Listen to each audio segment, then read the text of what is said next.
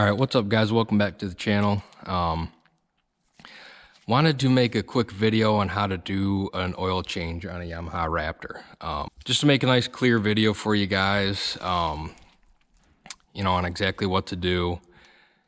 And by the way, this is going off of the owner's manual, so this is exactly how Yamaha tells you to do it. So let's get into it. So first off is what you want to do is you want to drain your crankcase plug, which is that guy right there, and that is a 13/16 socket or about a 21 mil. So you're gonna want to let that drain. All right, and then next, and you can do this at any time, but crankcase filler bolt, you're just gonna at least loosen that, just to make sure everything gets out of the crankcase. Then the next thing you're gonna wanna do is drain the oil tank reservoir, I guess. And that is a bolt, if you can see it. It's right up in there. It's a 12 mil. And then that's what you do next. Drain all the oil out of that, and also make sure that your dipstick is cracked. Black gold drain out of there. Once this completely drains, obviously tighten up your oil tank bolt again and the crankcase bolt again. And then we're gonna get into taking out the oil filter. All right, now we're gonna move on to the oil filter once both your drain plugs are tightened back up. And by the way, the oil tank one they made it a big pain in the ass to get to.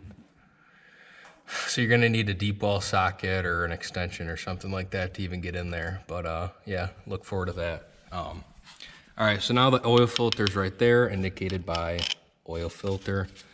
This is a 5 mil Allen wrench.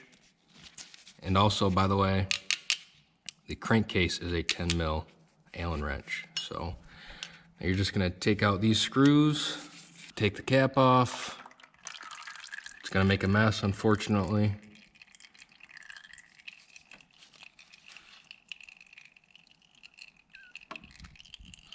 And pull that oil filter out. All right, once you get that whole huge mess cleaned up, put your new filter back in, like so, and put your cap back on. Then we're gonna get to filling it up. All right, now it's time to fill back up with oil. Now I feel like some of the confusion comes at this point, just because the manual is not super specific about what to do. And I've seen people on forums and stuff like that also, have different opinions. But for me personally, what's worked, I like to add at least a full quart to the crankcase, and then the rest in the oil tank. So, and I use, let's see, Yamalube 10W40. Once again, that's what the engineers recommend. So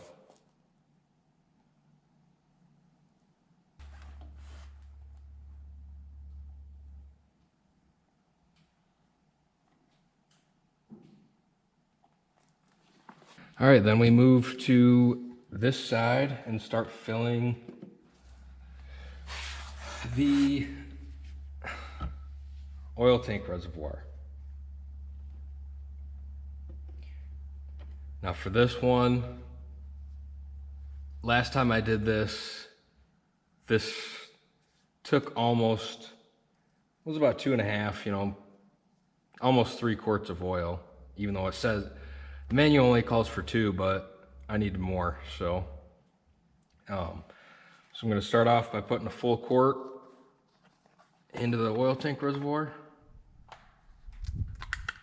So that's 2 full quarts in here now.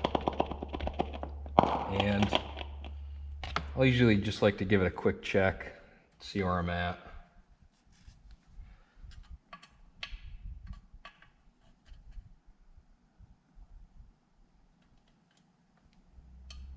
Yep, so it's reading at the bottom of the empty line. So we're gonna add some more.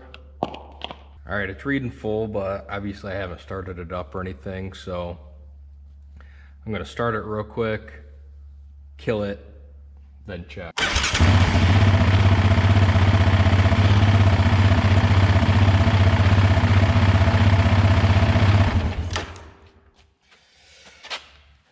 All right, now let's check the oil again. Okay, she's measuring about full, so. And that was about 2.5 quarts of oil that I put in. But once again, run it for, you know, at least 5 minutes, then stop, check, and, you know, make sure the dipstick is still good, and add more if you need it. Okay, then the last step, which nobody really talks about, even the owner's manual doesn't talk about it. I just know about it because I happen to have the full service manual.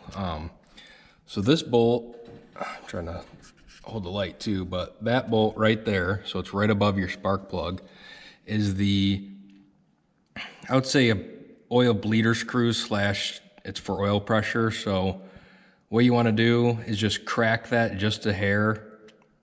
You know, obviously don't take it out, just loosen it up a little bit.